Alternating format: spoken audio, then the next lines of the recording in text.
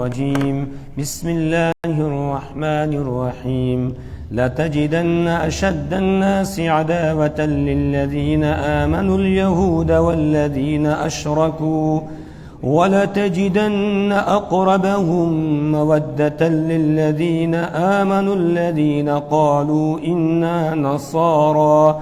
ذلك بأن منهم قسيسين ورهبانا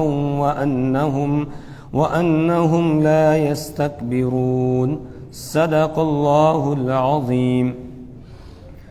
سورۃ المائدہ کی آیت نمبر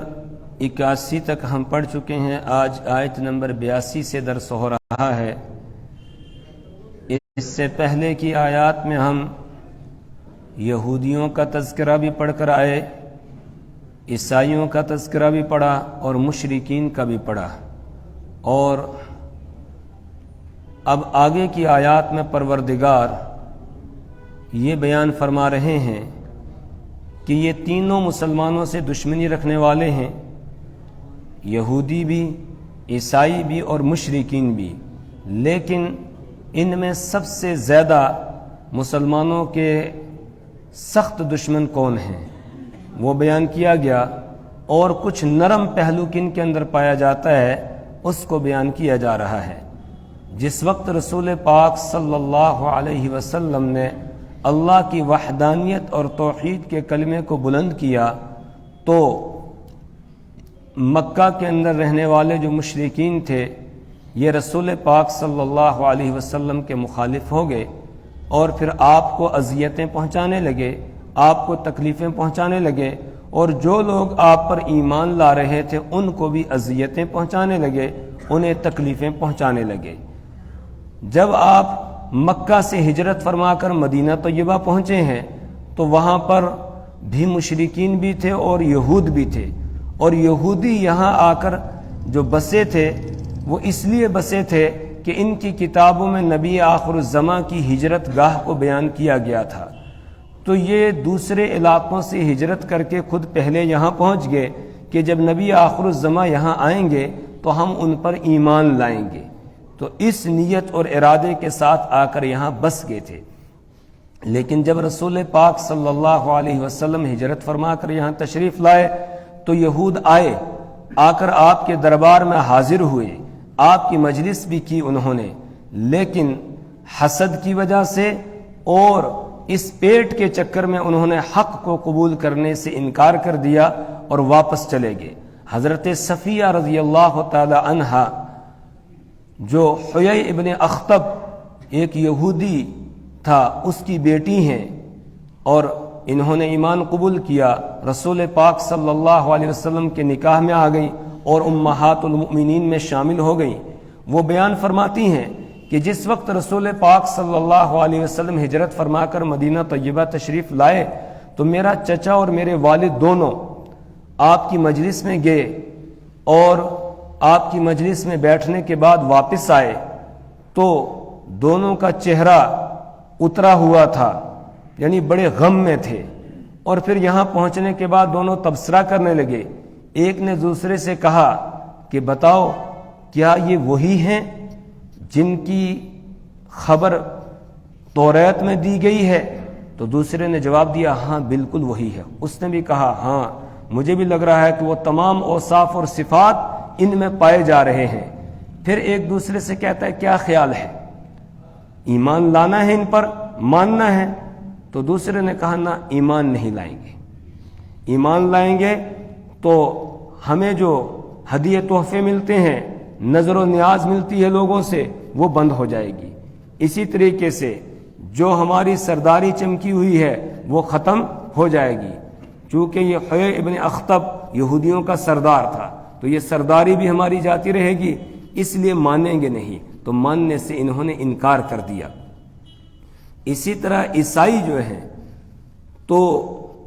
عیسائیوں میں ان دونوں کے مقابلے میں کچھ نرم پہلو پایا جاتا تھا۔ رسول پاک صلی اللہ علیہ وسلم جب مکہ المکرمہ میں تھے تو وہاں مسلمانوں کو پریشان کیا جا رہا تھا۔ اب مسلمان آپ سے اجازت چاہنے لگے کہ کہیں ہم مکہ سے نکل کے باہر جا کر رہتے ہیں جہاں یہ ہم کو اذیتیں نہ پہنچا سکیں، تو رسول پاک صلی اللہ علیہ وسلم نے حالات کا جائزہ لیا چاروں طرف کا، تو آپ کو پتہ چلا کہ حبشہ کے اندر عیسائی بادشاہ ہے نجاشی، تو وہ کچھ نرم پہلو رکھتا ہے،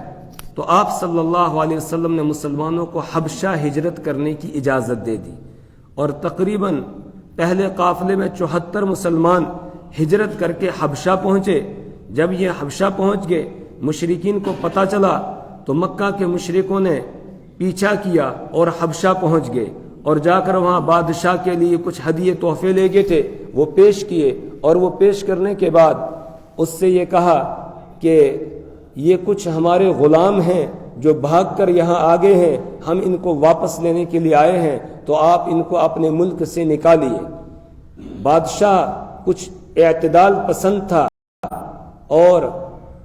معتدل تھا، اس نے یہ کہا کہ میں جب تک دوسری پارٹی کا موقف نہیں سن لوں گا تب تک ان کو میں نکالوں گا نہیں۔ اب مسلمانوں کو بلایا گیا، حضرت جعفر طیار رضی اللہ تعالی عنہ، ان کو مسلمانوں نے اپنا متکلم مقرر کیا۔ نجاشی کے دربار میں پیش ہوئے مسلمان، نجاشی نے پوچھا کہ یہ لوگ آپ لوگوں کی شکایت لے کر آئے ہیں کہ یہ ہمارے غلام ہیں اور بھاگ کر آگے ہیں، تو اب آپ لوگ بتاؤ آپ کیا کہنا چاہتے ہو؟ تو انہوں نے بتایا، تقریر کی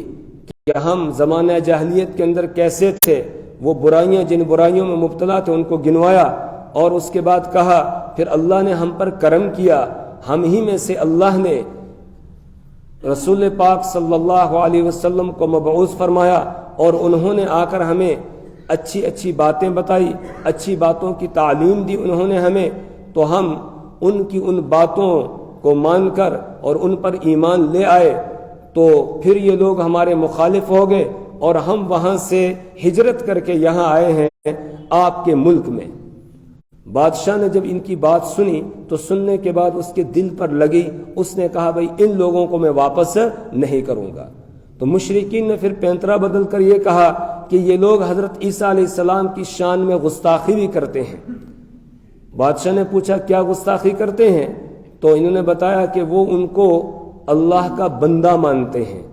اللہ کا بیٹا یا اللہ نہیں مانتے ہیں بلکہ اللہ کا بندہ مانتے ہیں۔ تو بادشاہ نے مسلمانوں سے پوچھا، حضرت جعفر طیار رضی اللہ تعالی عنہ نے جواب میں قرآن پاک کی آیات پڑھی جن میں حضرت عیسیٰ علیہ السلام کی شان بیان کی گئی تھی، سورہ مریم کی ابتدائی آیات پڑھی، اور جن میں حضرت عیسیٰ علیہ السلام کے بارے میں بیان کیا گیا، ان کی تاریخ، ان کی پیدائش کو بیان کیا گیا ہے، یہ پڑھی۔ یہ ادھر قرآن کی تلاوت کر رہے تھے، ادھر نجاشی کی آنکھوں سے آنسو جاری ہو رہے تھے، اور جو دوسرے وہاں پر اور عیسائی پادری بیٹھے ہوئے تھے ان کی آنکھوں سے بھی آنسو جاری ہو رہے تھے۔ تو اس کے بعد نجاشی نے کہا جو انہوں نے بتایا حضرت عیسیٰ علیہ السلام کے بارے میں بس وہ ویسے ہی تھے، ایک تنکا نیچے سے اٹھایا اور کہا بس اس تنکے کے برابر بھی اس سے وہ زیادہ نہیں تھے جو انہوں نے بتایا ہے۔ اور اس کے بعد پھر اللہ نے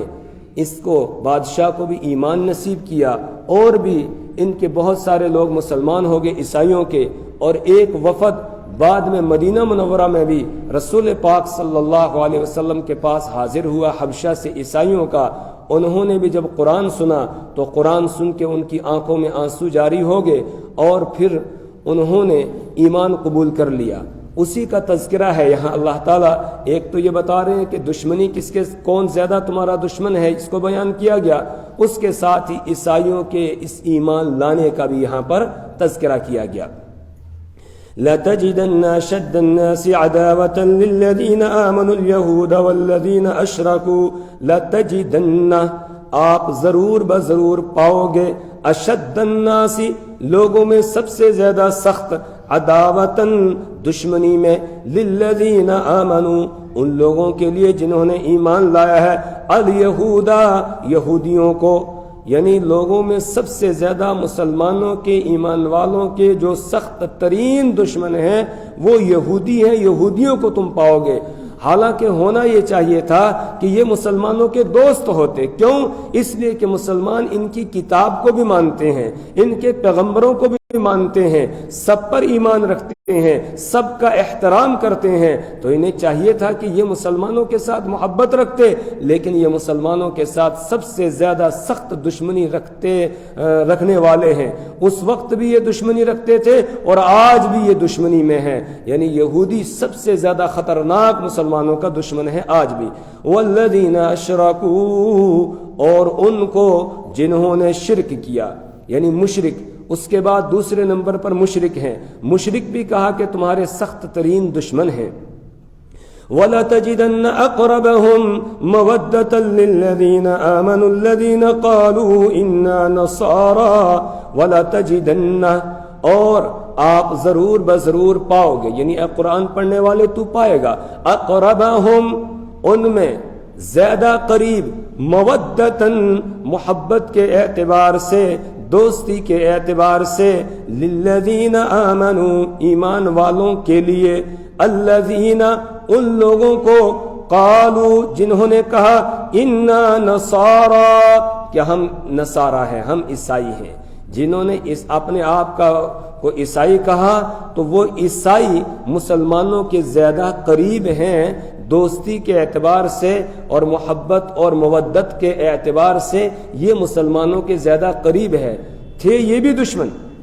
دشمن تھے، لیکن ان دو کے مقابلے میں ان کی دشمنی ذرا کم تھی، کچھ نرم پہلو ان کے اندر پایا جاتا تھا، اور اسی نرم پہلو کا نتیجہ یہ تھا کہ پھر ان کو ایمان کی بھی بڑی تعداد میں توفیق ہوئی اور بڑی تعداد میں یہ مسلمان ہو گئے، یہاں تک کہ حبشہ کا جو بادشاہ تھا نجاشی رحمہ اللہ، اس کو بھی ایمان نصیب ہو گیا۔ ان کے اندر یہ نرم پہلو کیوں پایا جاتا تھا؟ ذالک بان منہم قسیسین ورہبانا وانہم لا یستکبرون، ذالک یہ اس وجہ سے، بان منہم قسیسین کہ ان میں سے ہیں، قسیسین عالم علماء ہیں، ورہبانا اور عبادت گزار ہیں، درویش پادری ان کے ہیں جو عبادت میں لگے رہتے ہیں، تو رہبان یعنی راہب ہیں، اور قسیسین یعنی علماء ہیں، تو ان کے اندر کچھ علماء بھی ہیں اور کچھ راہب ہیں، یعنی اللہ کی عبادت کرنے والے ہیں، اس وجہ سے ان کے اندر نرم پہلو پایا جاتا ہے۔ یہاں مفسرین یہ لکھتے ہیں جس قوم کے اندر علماء ہوں اور زہاد ہوں، صحیح معنوں میں جو علماء ہیں وہ ہوں، علماء سو نہیں بلکہ علماء حق ہوں، اور ساتھ ہی عبادت گزار لوگ جس قوم میں پائے جاتے ہوں تو اس قوم کے اندر نرم دلی پائی جاتی ہے، اور وہ قوم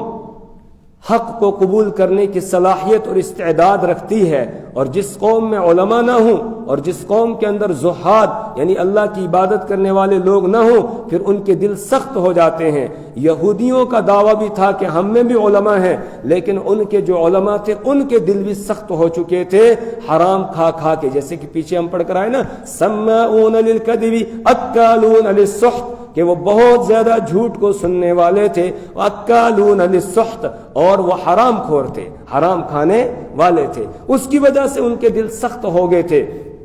اس لیے ان کو علماء گویا قرار ہی نہیں دیا گیا۔ اور عیسائیوں میں ابھی یہ بات نہیں آئی تھی، کچھ ان میں بھی تھے، لیکن کچھ ان میں ابھی حق پرست اس طرح کے لوگ تھے، اور زیادہ تعداد تھی ان کی کہ جو نرم دلی رکھنے والے تھے اور اللہ کی عبادت کرنے والے تھے اور ساتھ ہی علم رکھنے والے تھے۔ وَأَنَّهُمْ لَا يَسْتَكْبِرُونَ، اور یہ اس وجہ سے کہ وہ تکبر نہیں کرتے ہیں، ان کے اندر تواضع تھی، ان میں عاجزی تھی، ان میں انکساری تھی، ان کے اندر تکبر نہیں تھا، یہ اپنے آپ کو بڑا نہیں سمجھتے تھے، اور یہودیوں کے اندر تکبر تھا، وہ اپنے آپ کو بڑا سمجھتے تھے، اسی لیے رسول پاک صلی اللہ علیہ وسلم کو دیکھنے کے باوجود، جاننے پہچاننے کے باوجود پھر بھی انہوں نے مانا نہیں ہے۔ اس کے بعد آگے اللہ تبارک و تعالیٰ ان کے اس وفد کی بات کو بیان فرما رہے ہیں جو مدینہ منورہ میں رسول پاک صلی اللہ علیہ وسلم کے دربار میں حاضر ہوا اور قرآن سنا، اور قرآن سننے کے بعد انہوں نے ایمان قبول کر لیا، اور اس سے مراد نجاشی اور اس وقت میں جو وہاں اس کے دربار میں موجود عیسائی پادری تھے، علماء تھے، وہ بھی ہو سکتے ہیں کہ انہوں نے بھی اس وقت حضرت جعفر طیار رضی اللہ تعالیٰ عنہ کی زبانی جب قرآن سنا تو ان کی آنکھیں بھی بہہ پڑی اور انہوں نے بھی پھر ایمان قبول کر لیا، اور جو مشرکین مسلمانوں کو واپس لانے کے لیے گئے تھے وہ نامراد ہو کر وہاں سے واپس لوٹے۔ وَإِذَا سَمِعُوا مَا أُنزِلَ إِلَى الرَّسُولِ تَرَىٰ أَعْيُنَهُمْ تَفِيضُ مِنَ الدَّمْعِ مِمَّا عَرَفُوا مِنَ الْحَقِّ وَإِذَا سَمِعُوا، اور جب انہوں نے سنا مَا أُنزِلَ إِلَى الرَّسُولِ، وہ کلام جو اتارا گیا تھا رسول صلی اللہ علیہ وسلم کی طرف، تَرَىٰ أَعْيُنَهُمْ، تو آپ دیکھیں گے أَعْيُنَهُمْ، ان کی آنکھوں کو، تَفِيضُ مِنَ الدَّمْعِ، کہ وہ بہہ رہی ہیں، مِنَ الدَّمْعِ، آنسوؤں سے، یعنی بہت زیادہ آنسو ان کے جاری ہو گئے آنکھوں سے، آنسوؤں کے جھرنے گویا لگ گئے، زیادہ آنسو بہنے لگ گئے۔ مبالغے کے طور پر قرآن نے کہا تفیض من الدم، ان کی آنکھیں بہہ پڑی آنسوؤں سے، حالانکہ آنسو بہتے ہیں، آنکھ نہیں بہتی ہے، آنکھ تو اپنی جگہ رہتی ہے، آنسو بہتے ہیں، تو کہنا تھا آنسو بہتے ہیں، لیکن کہا نہیں کہ ان کی آنکھیں ہی بہہ پڑی آنسوؤں سے۔ جیسے ہوتا ہے نا کسی نالے میں پانی زیادہ آ جاتا ہے تو لوگ کہتے ہیں کہ یہ تو نالا ہی بہہ گیا، نالا بہہ رہا ہے، یہ نہیں کہیں گے کہ سیلاب آ گیا، کیا کہتے ہیں؟ نالا بہہ گیا، یعنی اتنا پانی آیا کہ نالے کوئی بہا کر لے گیا ہے۔ تو اسی طرح ان کی آنکھوں سے آنسو جاری ہو گئے، تو اللہ نے یہ تعبیر یہاں پر استعمال کی کہ تفیض من الدم، ان کی آنکھیں بہہ پڑی آنسوؤں سے، یعنی بہت زیادہ آنسو جاری ہو گئے۔ اور آنسو کیوں جاری ہوئے؟ مما عرفوا من الحق، اس وجہ سے کہ انہوں نے حق کو پہچان لیا تھا، ان کے حق کو پہچاننے اور جاننے کی وجہ سے ان کی آنکھوں سے آنسو جاری ہو گئے۔ یقولون، اور قرآن سنتے ہی وہ کہنے لگے ربنا، اے ہمارے پروردگار، آمنا، ہم ایمان لے آئے، آمنا، ہم ایمان لے آئے، فاکتبنا مع الشاہدین، تو لکھ لے ہم کو گواہی دینے والوں کے ساتھ، یعنی جو تیری وحدانیت کی گواہی دینے والے ہیں ان کے ساتھ ہمیں لکھ لے۔ ایمان قبول کر لیا انہوں نے، اور ساتھ ہی یہ بھی کہنے لگے وما لنا لا نؤمن باللہ، ہمیں کیا ہو گیا کہ ہم اللہ پر ایمان نہ لائیں، وما جاءنا من الحق، اور اس چیز پر ایمان نہ لائیں جو ہمارے پاس آ گیا حق میں سے، بس ہم تو اب حق پر ایمان لے آئے ہیں، جو ہماری کتاب میں آخری نبی کے بارے میں بیان کیا گیا تھا اس کو ہم نے دیکھ لیا، سن لیا، بس اب ہم ایمان لے آتے ہیں۔ انہوں نے ایمان لایا، اور ساتھ ہی کہنے لگے وَنَطْمَعُ أَن يُدْخِلَنَا رَبُّنَا مَعَ الْقَوْمِ الصَّالِحِينَ، وَنَطْمَعُ، اور ہم امید کرتے ہیں اس بات کی، أَن يُدْخِلَنَا رَبُّنَا، کہ داخل کر دے گا ہم کو ہمارا رب، ہمیں شامل کر دے گا ہمارا رب، کس کے ساتھ؟ مع القوم الصالحین، نیک لوگوں کے ساتھ۔ یہ انہوں نے اس وقت قرآن جس وقت سنا آنکھوں سے آنسو جاری ہو گئے، ایمان لیا ہے، اور ایمان لانے کے ساتھ ساتھ یہ بات انہوں نے کہی کہ اے پروردگار ہم ایمان لے آئے، ہمیں گواہی دینے والوں کے ساتھ لکھ لیجئے، یعنی کلمہ شہادت پڑھنے والوں کے ساتھ لکھ لیجئے، مسلمانوں کے ساتھ ہمیں لکھ لیجئے۔ اور ساتھ ہی یہ کام اب کیوں نہ ایمان لائے، ہمارے سامنے تو حق بالکل واضح ہو گیا ہے، اس لیے ہم ایمان لے آئے ہیں، اور ہمیں امید ہے کہ ہمارا رب ہمیں نیک لوگوں میں شامل کر لے گا۔ اب بتائیے یہاں پر جن عیسائیوں کا تذکرہ کیا گیا ہے، کیا یہ جو موجودہ زمانے کے عیسائی ہیں ان میں یہ اوصاف پائے جاتے ہیں، یہ صفات پائے جاتے ہیں جو یہاں بیان کیے گئے؟ ایک تو ان میں قسیسین تھے، رہبان تھے، آج ان کا فقدان ہے، آج عیسائیوں میں نہیں ہے۔ قسیسین یعنی بڑے جو متبحر قسم کے علماء ہوتے ہیں، عالم، وہ ان میں نہیں۔ اسی طریقے سے اللہ سے ڈرنے والے ہیں، اللہ سے ڈرنے والے نہیں، اگر اللہ سے ڈرنے والے ہوتے تو پھر وہ جو گندی باتیں ہیں ان کی اجازت نہ دیتے۔ جس وقت یورپ کے اندر یہ قانون پاس کیا گیا عدالتوں سے کہ اب مرد کا نکاح عورت کے ساتھ نہیں ہوگا، مرد مرد سے شادی کرے گا، یعنی بدکاریاں کریں گے، شادی کیا ہوگی وہاں پر؟ تو بدکاریاں، لواطت، اس کے اندر وہ مبتلا ہوں گے، تو ان کی چرچ سے جو ہے اس کے اوپر مہر لگی، اور چرچ والوں نے کہا بالکل ٹھیک ہے،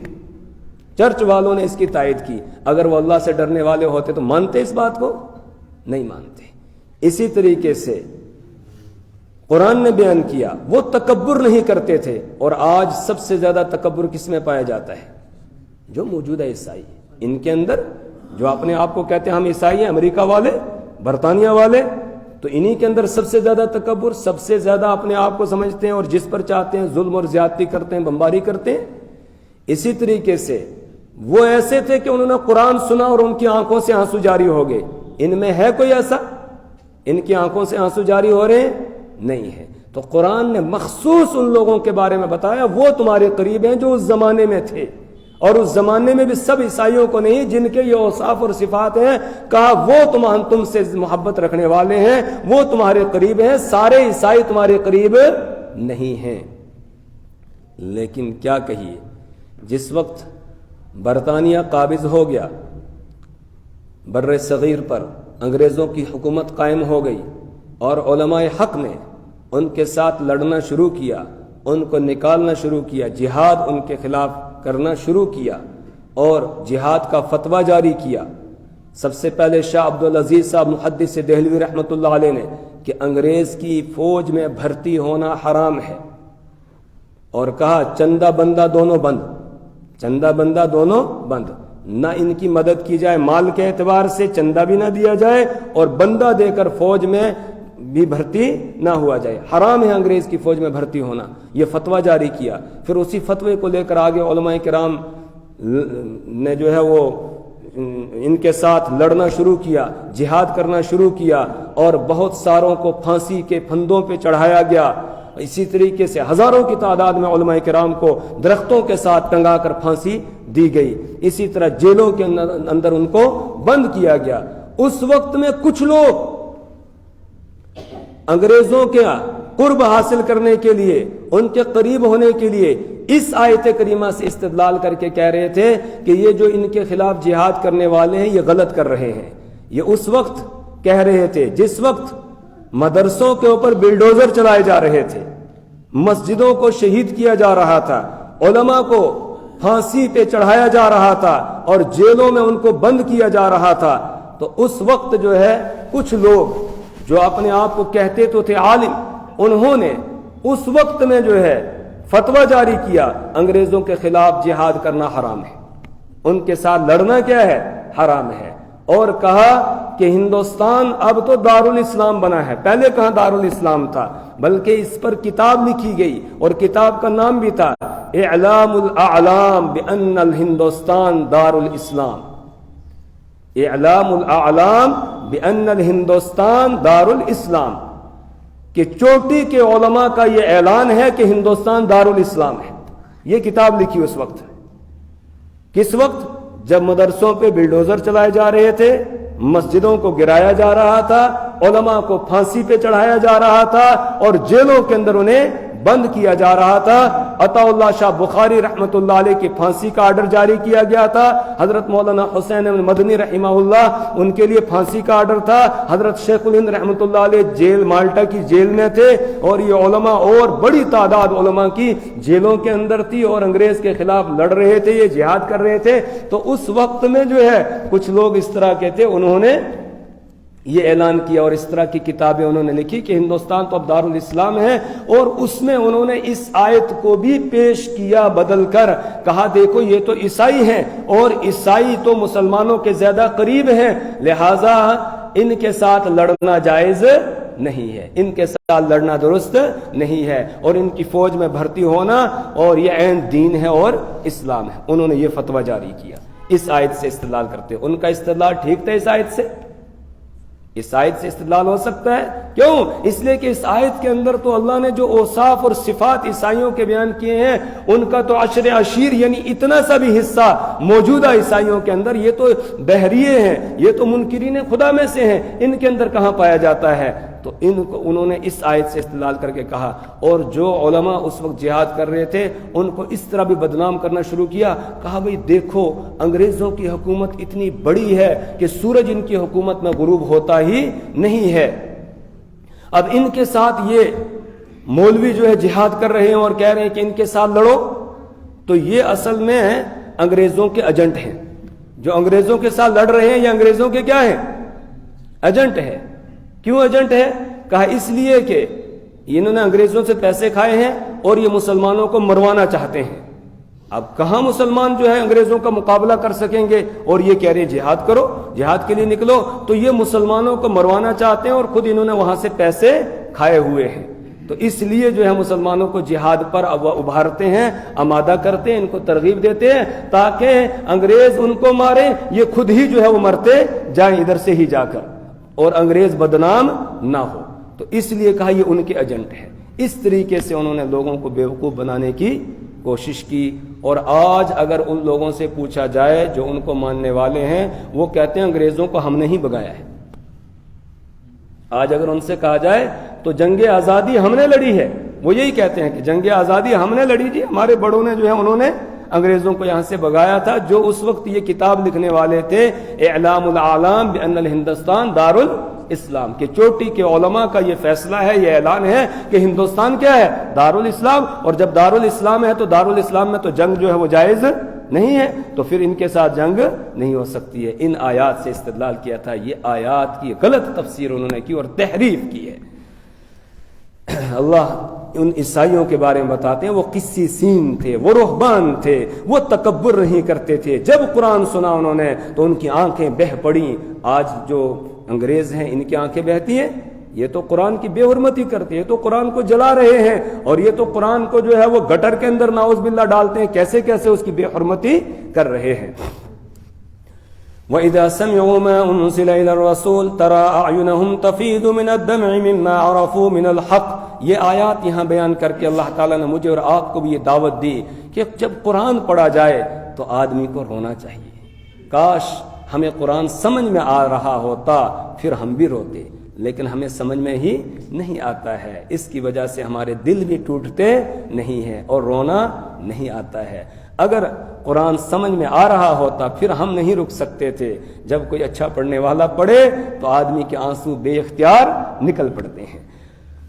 اللہ کرے کہ ہم قرآن کو سمجھنے والے بن جائیں۔ وَإِذَا سَمِعُوا مَا أُنزِلَ إِلَى الرَّسُولِ تَرَىٰ أَعْيُنَهُمْ تَفِيضُ مِنَ الدَّمْعِ مِمَّا عَرَفُوا مِنَ الْحَقِّ۔ اور جب انہوں نے سنا اس کلام کو، اس قرآن کو جو اتارا گیا تھا رسول صلی اللہ علیہ وسلم کی طرف، تَرَىٰ أَعْيُنَهُمْ، تو آپ دیکھیں گے ان کی آنکھوں کو، تفیض من الدمع، کہ وہ بہہ رہی ہیں، من الدمع، آنسوؤں سے، مما عرفوا من الحق، اس وجہ سے کہ جو انہوں نے حق کو پہچان لیا، یقولون، وہ کہتے ہیں، ربنا، اے ہمارے رب، آمنا، ہم ایمان لے آئے، فاکتبنا مع الشاہدین، تو آپ لکھ دیجئے ہمیں گواہی دینے والوں کے ساتھ۔ وما لنا لا نؤمن باللہ، اور ساتھ یہ بھی کہتے ہیں وما لنا، اور ہمیں کیا ہو گیا، لا نؤمن باللہ، ہم ایمان نہیں لاتے ہیں اللہ پر، یعنی ہمیں کیا ہو گیا، ہم کیوں نہ ایمان لائیں اللہ پر، وما جاءنا من الحق، اور اس پر کہ جو ہمارے پاس آ گیا ہے حق میں سے، ونطمع، اور ہم امید کرتے ہیں اس بات کی، ان يدخلنا ربنا، کہ داخل کر دے ہم کو ہمارا رب، مع القوم الصالحین، نیک لوگوں کے ساتھ، فَأَصَابَهُمُ اللَّهُ بِمَا قَالُوا، فَأَصَابَهُمْ، تو بدلہ دے دیا ان کو اللہ نے ان کو بدلہ دے دیا، یعنی ابھی یہاں دنیا کے اندر ہی ان کے لیے اعلان ہو گیا، کس بات کا، کیوں، بما قالوا، اس وجہ سے جو انہوں نے کہا، یعنی جو انہوں نے ایمان لایا اور کلمہ پڑھ کے مسلمان ہو گئے، اور پھر دین حق کو انہوں نے تسلیم کر لیا اور اللہ کی رحمت کے امیدوار ہو گئے، اس وجہ سے کہا فَأَصَابَهُمُ اللَّهُ، اللہ نے بدلے میں دے دیا ان کو، ان کے اس کہنے کی وجہ سے، جنات،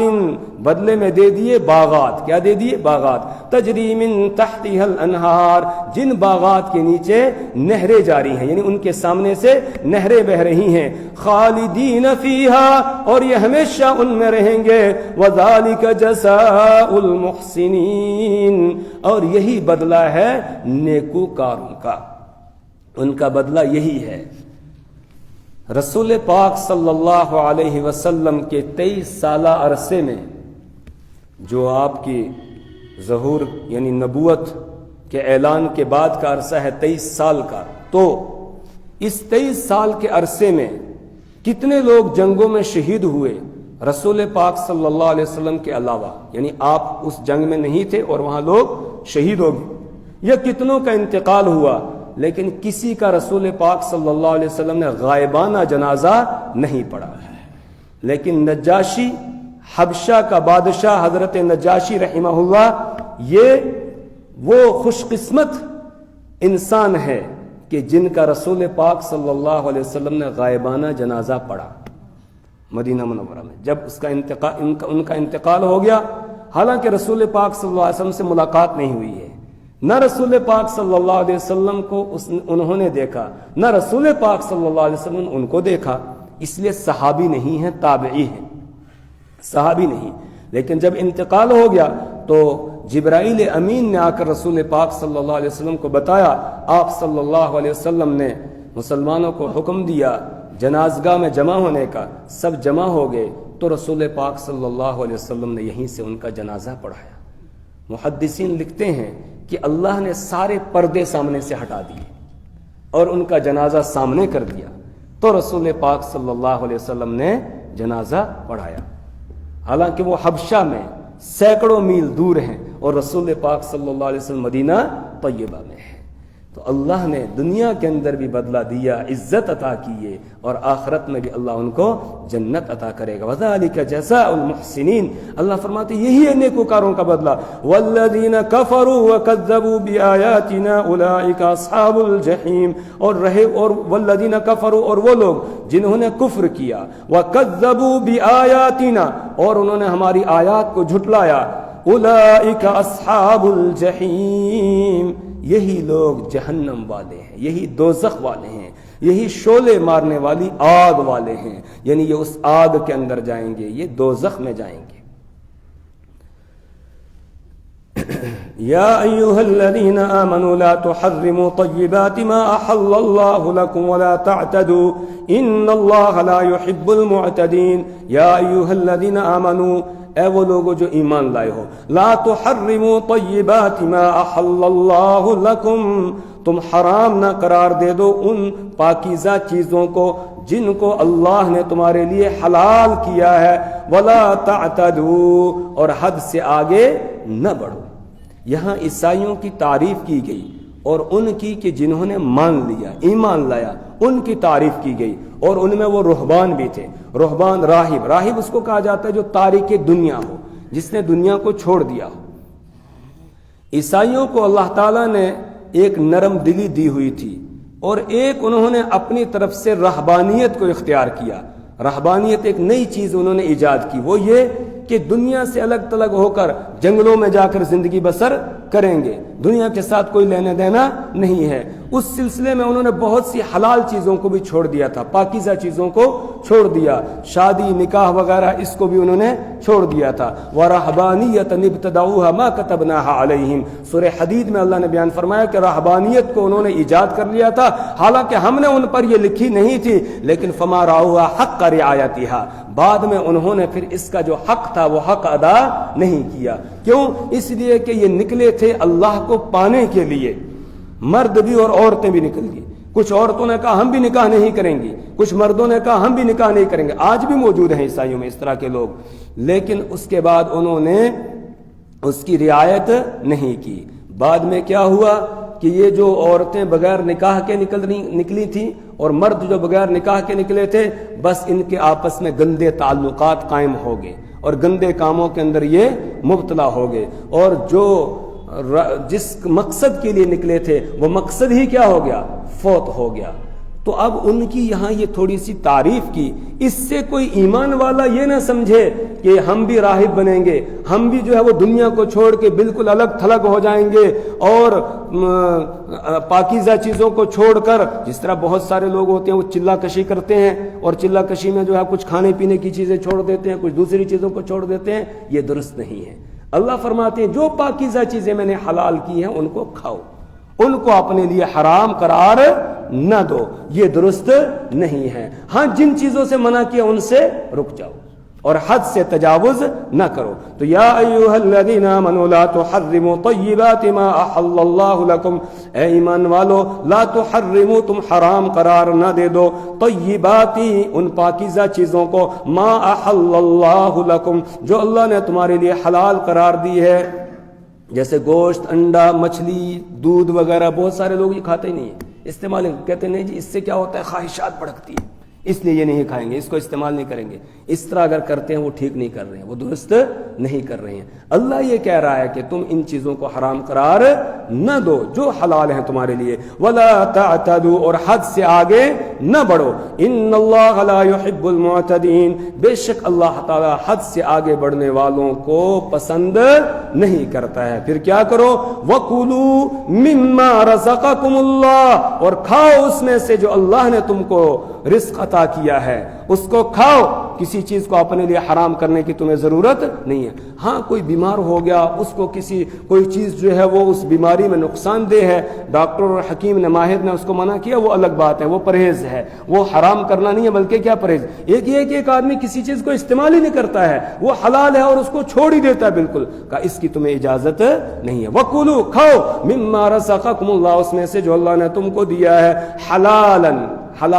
حلال چیزیں جو اللہ نے دی ہیں ان کو کھاؤ، طیباً، اور پاکیزہ چیزیں کھاؤ، حلال بھی ہو اور طیب بھی ہو۔ حلال اور طیب دونوں میں تھوڑا سا فرق۔ حلال ہو گیا جس کو اللہ نے جس کے کھانے کی اجازت دے دی، جیسے بکری ہے مثال کے طور پر، مرغی ہے، مرغا ہے، اس کی اجازت دے دی اللہ تعالیٰ نے کہ اس کو کھاؤ، تو اللہ کے پیدا کیے ہوئے جانور ہے، اللہ نے کھانے کی اجازت دے دی، اس لیے اللہ کے نام سے ان کو ذبح کیا جاتا ہے اور پھر اس کے بعد وہ حلال ہو جاتا ہے اور ہم اس کو کھاتے ہیں، اور اگر اللہ کا نام نہ لیا جائے تو حرام ہو جائے گا، پھر وہ حلال نہیں رہے گا۔ دوسری شرط لگائی، طیب ہو، وہ طیب پاک ہو۔ پاک ہونے کا مطلب یہ ہے اس کے ساتھ کسی دوسرے کا حق لگا ہوا نہ ہو، اگر دوسرے کا حق ساتھ میں ہو